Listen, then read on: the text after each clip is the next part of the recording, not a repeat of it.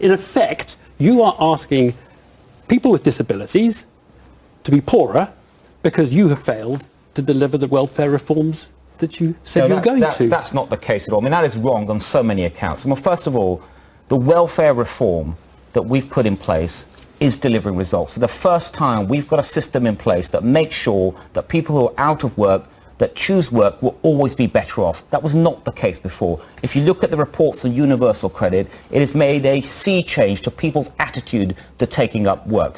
And then also on personal independence payments.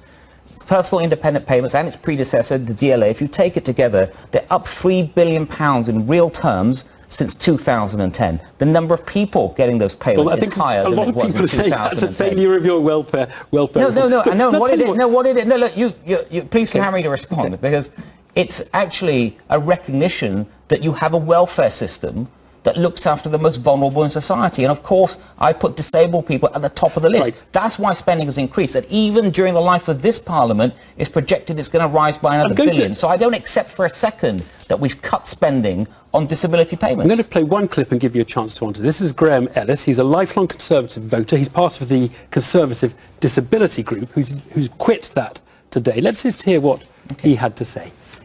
The first story I came across on the BBC News website was about the proposed changes to PIP and proposing to take 200,000 people out of the benefit and lowering the eligibility of others.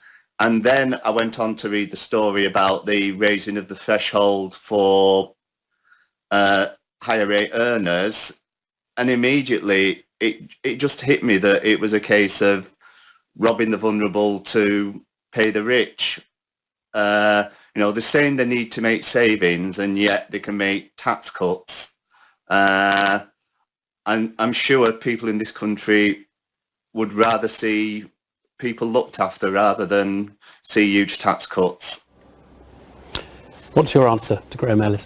What I'd say to Graham is, please don't believe all the misinformation that's out there.